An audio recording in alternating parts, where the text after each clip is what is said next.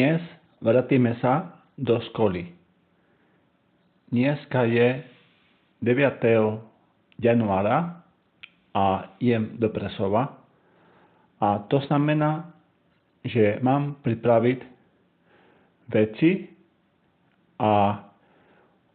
ktoré od decembra som vôbec na to sa nevenoval. Pretože bol som doma v Španielsku a jednodňasne venoval som sa na rodinu, na mamke, súrodencov a tak. A čo môžeme my, ja ako učiteľ, ale hlavne vy ako študenti, robiť, aby sme rýchlo zapamätali všetko, čo sme sa naučili v škole, a teraz chcem povedať na hlavnej ulici, škole na Dopravnej, od septembra do decembra. Pamätáme si, že urobili sme sloveso ser, tener, hablar, beber, vivir.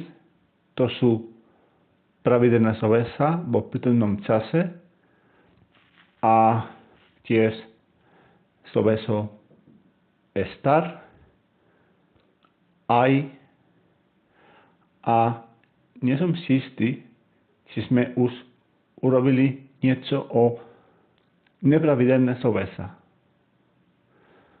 A hlavne tiež urobili sme slovnú časovú. Je to veľmi dôležité, keby sa nám darilo, aby sme počuli aspoň tie nahrávky, ktoré som vám dávno poslal, pretože to aspoň bude aktivovať tú slovnú časovú, ktorú už sme prebrali v triede. A to pasívnym spôsobom. To znamená, nechcem od vás, aby sme boli aj my, ani ja taký pohodlný, že všetko bude pasívne a snahu siadnu. Nie. Ale je to pravda, že keď máme školu, máme robotu, prácu, v kancelárii, v nemocnici, neviem kde, čas nemáme toľko. Preto aspoň, ak počúvame tú slovnú časovú, bude nám pomáhať, aby nejakým spôsobom sme všetko obnovili, aktivovali, zapamätali. Sloveso ser, tener, trabajar, comer, vivir, hay, estar a tak.